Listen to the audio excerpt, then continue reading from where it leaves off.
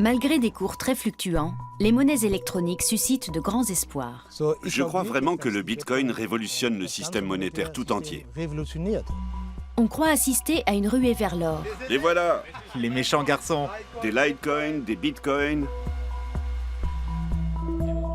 Certains se sont enrichis grâce aux crypto-monnaies.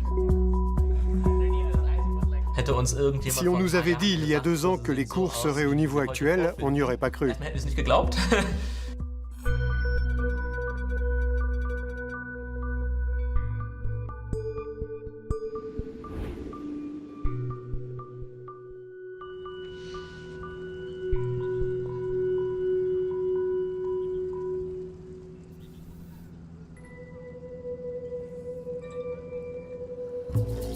Didi Tajuutu passe les froids mois d'hiver sur l'île de Koh Phangan en Thaïlande avec sa famille.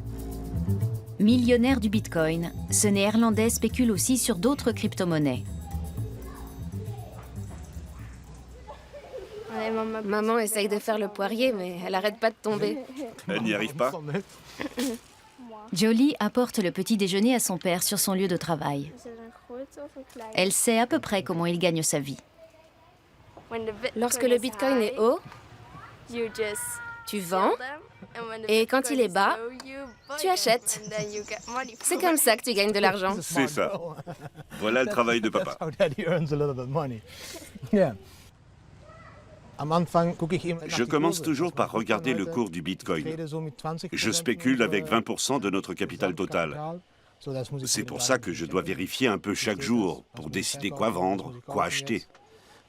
Je regarde si les nouvelles du jour sont bonnes ou mauvaises. Elles sont bonnes si le cours monte, elles sont mauvaises s'il baisse.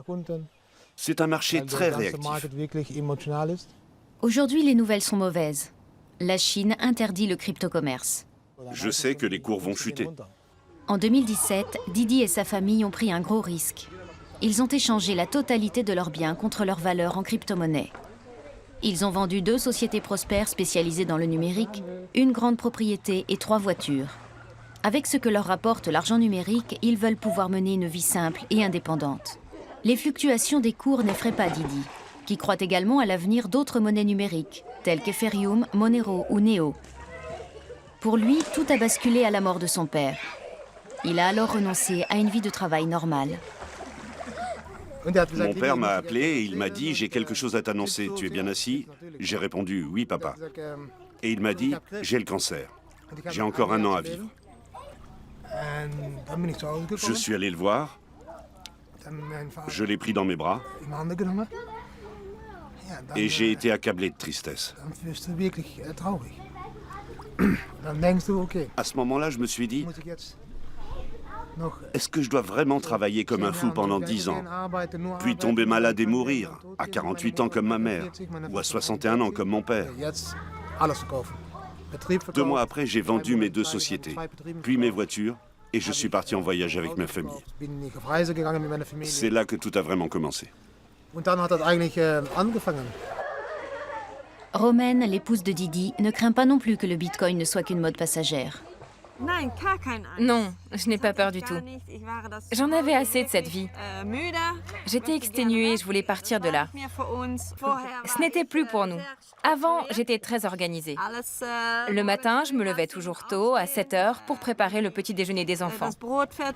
C'était réglé comme du papier à musique. Didi a des projets sur cette île. Il veut convertir d'autres personnes aux crypto-monnaies.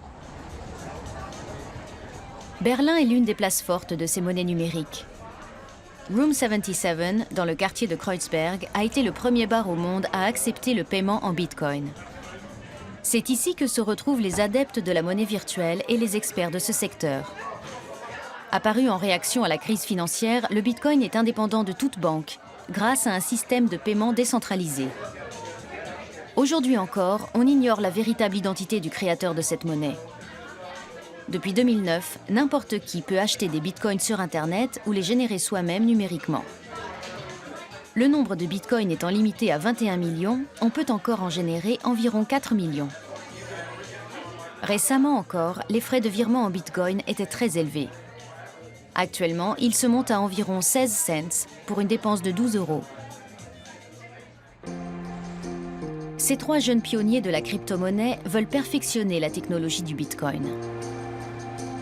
Ils vivent dans une colocation du centre de Berlin où ils ont créé leur start-up. Leur journée de travail commence dès le petit déjeuner par un coup d'œil sur le cours du Bitcoin. Till Wendler et Robert Küffner affirment être devenus millionnaires grâce au Bitcoin.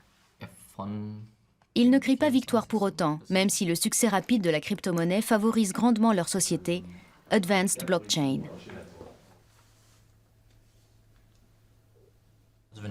Le matin, je crois qu'on a tous le même réflexe, celui de regarder nos portables. C'est une habitude chez ceux qui passent beaucoup de temps sur les réseaux sociaux. L'entreprise met au point des technologies pour de nouveaux réseaux informatiques décentralisés. Un voyage d'affaires est bientôt prévu pour glaner de précieux contacts de développeurs et d'investisseurs. Votre avion décolle à 9 h, on vient vous chercher à 11h30. Vous passez déposer vos affaires et puis on vous emmène à Edge Farm pour le déjeuner. Ça fait une journée bien chargée. En ce moment, on est tellement occupé qu'on n'a plus de vie privée.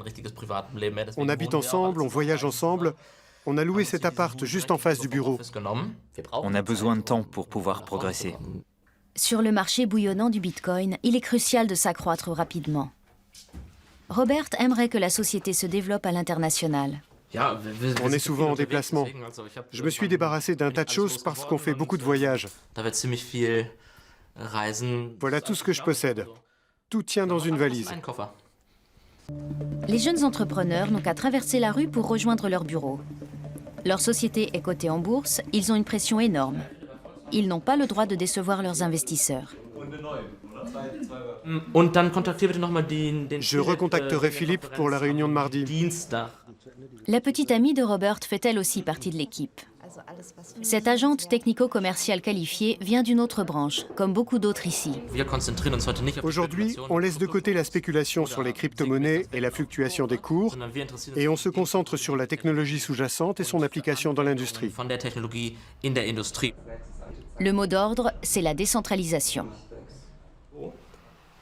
Voici mon ami en Nouvelle-Zélande, et me voilà. Je vire directement de l'argent à mon ami, sans passer par une banque ou par un autre intermédiaire.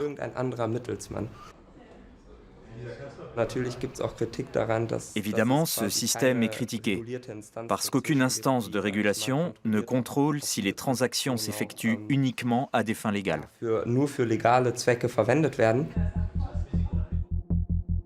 Ce système fonctionne grâce à la technologie blockchain. Lorsqu'un virement d'une personne à une autre se produit, les données de la transaction sont sauvegardées dans la blockchain. Des copies numériques de ces informations parviennent à des mineurs de Bitcoin, comme on les appelle, qui les confirment. Les données sont sauvegardées à l'échelle mondiale sur des milliers d'ordinateurs pour empêcher toute manipulation. Les mineurs sont eux-mêmes rémunérés en Bitcoin. Till Robert souhaite développer d'autres applications pour de grandes entreprises.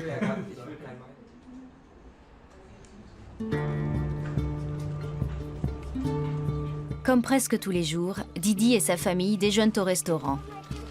Ici, en Thaïlande, c'est bon marché. À eux 5, ils s'en sortent généralement avec 1 000 € par mois.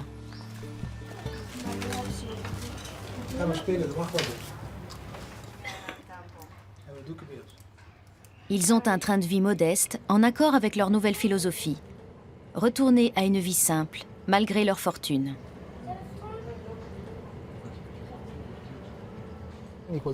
Quand j'étais petit, mon but dans la vie, c'était de devenir millionnaire avant d'avoir 13 ans. Les gens disent que nous sommes des crypto-millionnaires et qu'après cet engouement passager, on se retrouvera peut-être sur la paille, parce qu'on n'est sûr de rien. Mais si je misais sur le dollar ou l'euro, je ne serais sûr de rien non plus. Je pense qu'une nouvelle crise vient toujours en chasser une autre. La sécurité dont je dispose, c'est celle d'être heureux avec ma famille et de pouvoir profiter de la vie. Didi paye le repas en Bitcoin. Je vise le QR code et voilà, c'est validé. La transaction est en cours de traitement. Ça prend 1 ou 2 minutes pour que le commerçant reçoive l'argent et c'est terminé. Quand je voyage, je constate que les crypto-monnaies sont de plus en plus acceptées. Où est mon ordi portable? Dans ton sac, je pense. Je ne le trouve pas. Je ne trouve jamais rien. Les Tayutu habitent dans 2 petits bungalows au sein d'un village vacances. Une grosse différence par rapport aux 280 mètres carrés dont ils disposaient auparavant dans leur maison aux Pays-Bas. Il était rangé. Ouf, je l'ai retrouvé. On n'a pas beaucoup d'espace pour cuisiner. Tout est ici. La famille a choisi le dénuement en se lançant dans l'aventure de la crypto-monnaie. Les enfants ont vendu presque tous leurs vêtements et leurs jouets. Le petit nounours est à moi. L'autre est à Juna. L'oreiller aussi. Et ça, c'est à Jessa.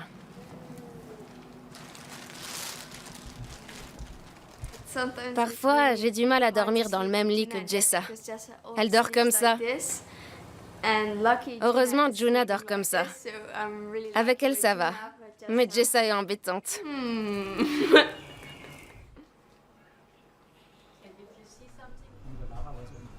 En tant qu'expert local en crypto-monnaie, Didi anime parfois des ateliers. Aujourd'hui, il voudrait se contenter de répondre à quelques emails, mais beaucoup de vacanciers sont curieux et aimeraient en savoir plus sur les monnaies numériques. C'est quoi une blockchain? C'est une espèce de livre de compte, comme un carnet où on enregistre toutes les transactions, les recettes et les dépenses. Ce carnet est ensuite copié 50 000 fois sur 50 000 ordinateurs différents. Si jamais un ordi a un problème, ce n'est pas grave, puisque les 49 999 autres contiennent toujours les mêmes données.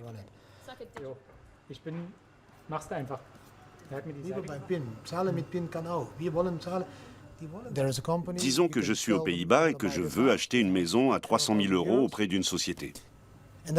Elle cherche dans sa base de données, dans une blockchain, 30 personnes qui payent chacune 10 000 €. Je verse à ces 30 personnes 2% d'intérêt chaque mois. Il n'y a donc plus de banque, seulement 30 amis qui m'aident à acheter une maison.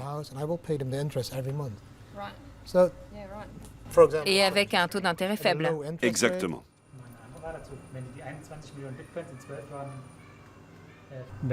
Si une blockchain est sur autant d'ordinateurs, elle risque d'être hackée, non? Quand une blockchain représente plus de 10 000 ordinateurs, cela veut dire qu'un hacker doit modifier quelque chose sur 10 000 ordinateurs en même temps. Ce n'est pas possible. Je pense que les crypto-monnaies vont finir par remplacer les autres monnaies. Par exemple, la Suède a annoncé vouloir passer à l'e-couronne, c'est-à-dire une crypto-monnaie. Le Venezuela a la sienne, le pétro. Je pense donc que de plus en plus de pays vont accepter les monnaies virtuelles.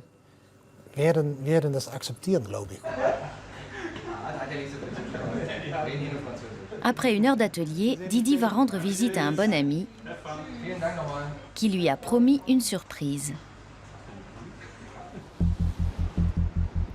Kiev, la capitale de l'Ukraine. Ici aussi, un vent de renouveau souffle. La ville est réputée pour ses programmeurs informatiques. Till Wendler a rendez-vous avec des développeurs. Ici, les programmeurs sont meilleurs marchés qu'en Allemagne et plus motivés d'après lui.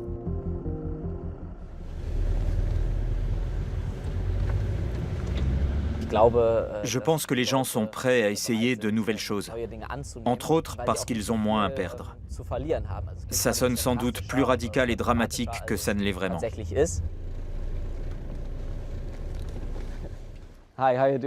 Jusqu'ici, Till a seulement communiqué sur Internet avec ses programmeurs. C'est la première fois qu'il les rencontre. Une vingtaine de développeurs et de web designers travaillent dans cette petite entreprise.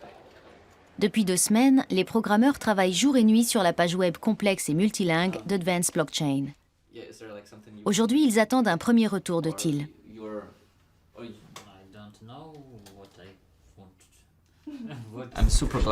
Je suis très content du travail que vous avez fait jusqu'ici. Vous avez été très rapide et efficace. On va continuer comme ça pour les prochains projets. Vous avez lancé le site la semaine dernière. Est-ce que vous savez ce que les premiers visiteurs en ont pensé? Vous avez des données là-dessus?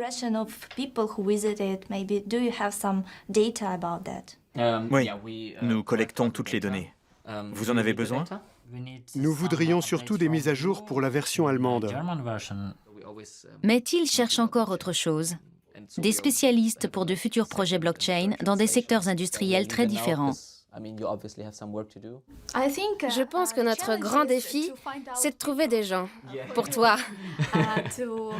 pour renforcer notre collaboration à Kiev. C'est encore un marché de niche. Nous avons donc besoin de personnes très qualifiées. Nous sommes exigeants sur ce point. La technologie blockchain en est encore à ses balbutiements. Si Thiel et son équipe veulent progresser, ils doivent trouver des programmeurs capables de la perfectionner.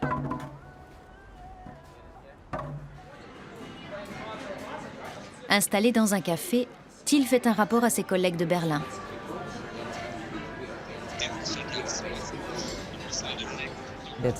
La réunion de ce matin s'est très bien passée. C'était important de se rencontrer enfin. Pas de problème pour travailler avec eux sur d'autres projets. Dans quelques heures, Thiel repartira vers Venise pour son prochain rendez-vous professionnel. Didi est en route pour aller voir son ami Chris Bernard, un gérant de bar qui a commandé un ordinateur spécial pour Bitcoins. Évidemment, il en réserve la primeur à Didi.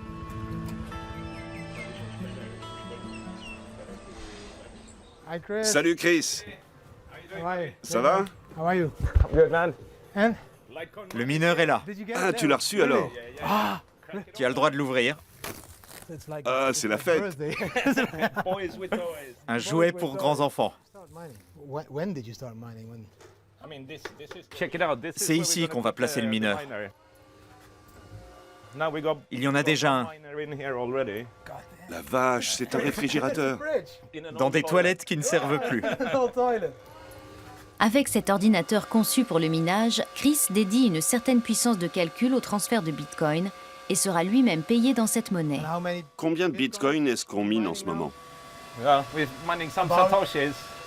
Je produis entre 8 et 10 dollars en Bitcoin par jour. Avec 2 ordis, ça fera 15 à 20 dollars. Chris fait du minage à petite échelle. Mais au niveau mondial, d'énormes fermes de serveurs dédiées à cette tâche consomment plus d'électricité par an qu'un pays comme l'Irlande. C'est un problème écologique. Ça nous coûte entre 120 et 130 dollars en électricité par mois. Quand l'énergie solaire sera plus performante, nous utiliserons des ressources renouvelables.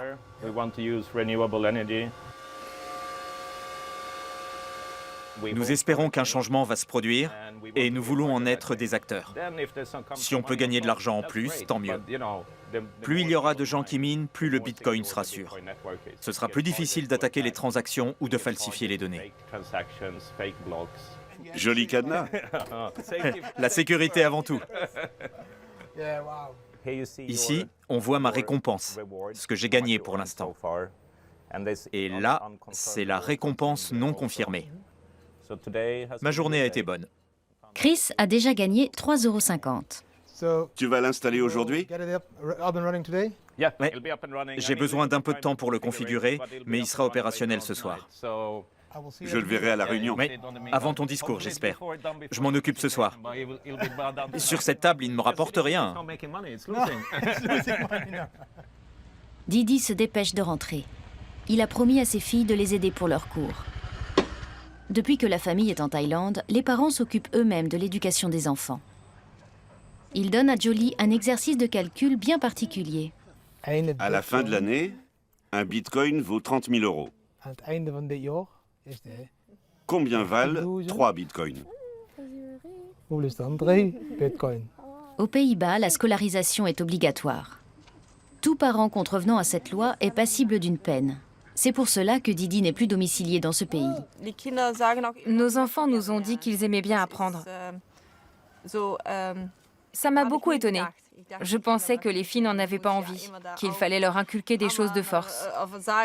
Mais elles sont très enthousiastes. Nous faisons ça à notre façon. Je ne veux pas qu'elles retournent à l'école. Je dois donc les convaincre de rester. Elles feront comme elles voudront. Si jamais elles veulent y retourner, elles pourront. Didi privilégie l'apprentissage sur le terrain.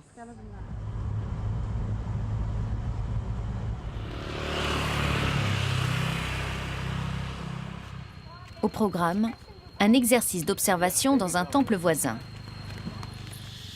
Ayant un père originaire des îles Moluques, Didi veut montrer à ses filles l'importance de s'ouvrir à d'autres cultures et d'autres croyances. La famille Bitcoin, comme elle se surnomme elle-même, partage régulièrement ses expériences sur son blog très suivi.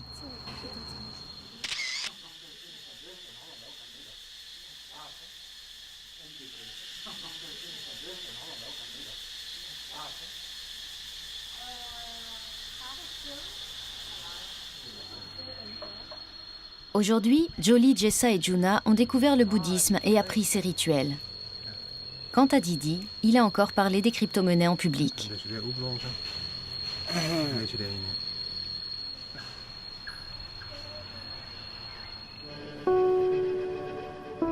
Till et Robert sont à nouveau en déplacement.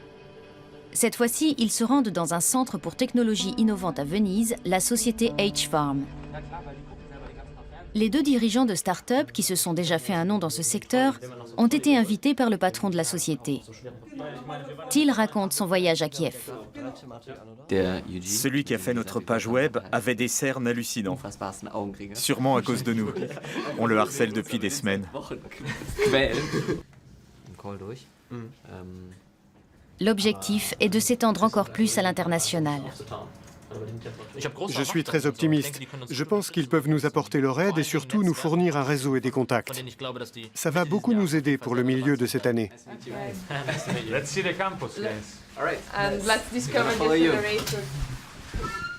Timothy O'Connell, le directeur de H-Farm, trouve la jeune société Advanced Blockchain très prometteuse et envisage de financer ses prochains projets. Aujourd'hui, il veut faire rencontrer d'autres investisseurs et créateurs de start-up à ses dirigeants. Mais il commence par leur présenter H-Farm. En un sens, c'est aussi un projet financé par l'Allemagne. La Deutsche Bank est notre soutien principal. Les banques jouent elles aussi un rôle dans le milieu des crypto-monnaies. En nouant des contacts ici, Till et Robert espèrent passer à la vitesse supérieure avec leur société. Nous avons des liens avec des développeurs, des chefs de projet. Mais c'est une autre affaire que de collaborer avec des grandes entreprises. C'est difficile de s'agrandir. Je suis absolument d'accord. Il faut faire attention. Si vous avez plusieurs projets en même temps, vous n'arrivez pas à donner aux clients ce qu'ils veulent. À votre niveau, vous devez être capable d'obtenir d'excellents retours de la part de vos clients. Nous avons besoin d'être soutenus par des gens qui savent comment adapter un modèle d'entreprise à partir d'une certaine taille. Timothy O'Connell veut encourager ces jeunes. Même quand un projet échoue, ce qui peut arriver, c'est important d'en tirer une leçon et de s'améliorer.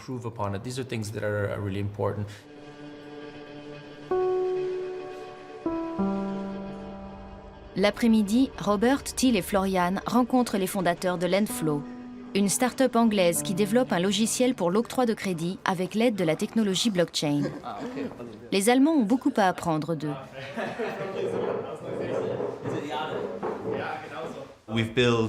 Nous avons terminé la première version, fiable à 84,2%, ce qui est mieux que nos concurrents. À quel niveau de développement en êtes-vous? Quels problèmes rencontrez-vous en ce moment? Nous avons du mal à trouver des programmeurs qui comprennent vraiment comment fonctionne la technologie blockchain. Si nous voulons l'utiliser, ce n'est pas pour frimer, mais c'est parce qu'elle est formidable. Nous cherchons des gens qui comprennent que nous pouvons augmenter leur valeur ajoutée. Les deux groupes comprennent que leurs projets et leurs objectifs se complètent. Une collaboration serait sûrement fructueuse. J'espère que nous arriverons à travailler ensemble. que ce soit à travers un investissement, une participation dans la société ou une collaboration sur un projet précis. Ce serait génial. Après une journée de 14 heures, place à la détente. Pour que l'entreprise décolle vraiment, il faudrait un grand projet. Tout dépend de la confiance des investisseurs. Mais au moins, les jeunes entrepreneurs semblent arriver progressivement à trouver des programmeurs et des partenaires. Je pense que les rencontres d'aujourd'hui ont donné de très bons résultats. Je trouve ça très bien que nous ayons pu nous voir.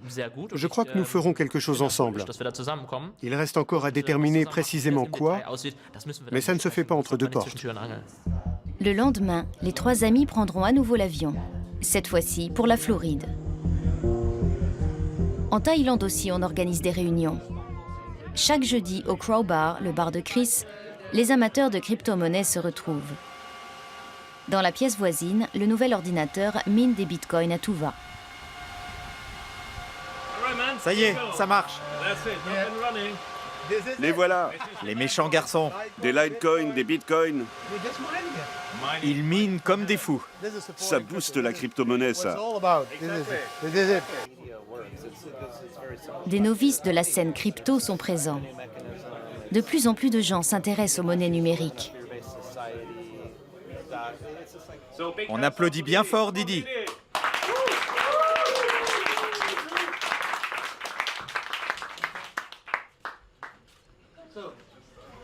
Merci d'être venu à cette réunion. Je vais vous raconter comment j'ai été mordu par la fièvre du Bitcoin. Ils sont nombreux à envier sa liberté financière. Tous ces types importants, bourrés d'argent, n'arrivent pas à admettre que les crypto-monnaies vont tout remplacer. Ce n'est pas grave. Laissons-les tranquilles avec leurs euros, leurs couronnes, leur pétrole, leurs dollars. Pas de problème. Nous avons notre système monétaire qui sera la nouvelle monnaie. Une rumeur relayée par les médias fait frémir les fans de Bitcoin. La blockchain aurait des liens cachés avec des réseaux pédopornographiques. Pour Didi, c'est du vent. Dans les années 1990, à l'arrivée d'Internet, on pouvait lire dans tous les journaux, papier forcément, qu'Internet était un repère de criminels, de dealers, de pornographes, et que personne n'échangerait jamais par mail, à part les nerds.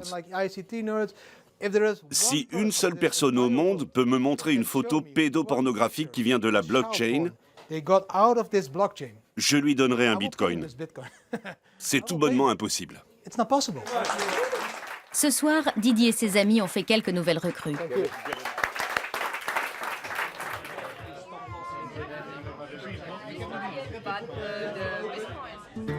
Le lendemain, il laisse son ordinateur à la maison. En tant que nomade numérique, il peut organiser son temps de travail comme il veut.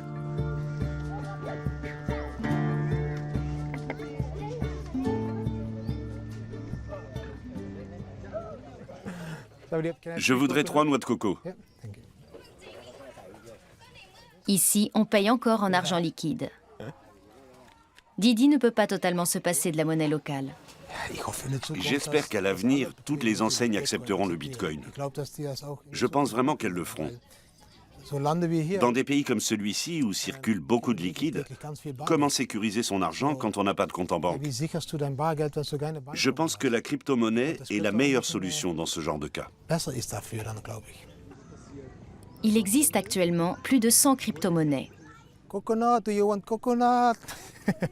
Parmi elles, difficile de prédire lesquelles s'imposeront. Ce jour-là, le cours du Bitcoin est encore retombé à 100 € environ, laissant quand même à la famille Tayutu de quoi profiter de la vie sous les palmiers. Nous n'avons pas besoin de beaucoup d'argent. Nous avons un train de vie très modeste. Cela dit, nous avons le sentiment que le Bitcoin va changer beaucoup de choses. Peu importe si nous faisons faillite. Nous avons déjà gagné en vivant ici. Si jamais nous faisons faillite, ça ne changera rien. Parce que nous n'avons pas besoin d'argent pour vivre au jour le jour. Quand on peut vivre avec peu, on n'a plus rien à perdre. En tout cas, je ne retournerai jamais à mon ancien mode de vie.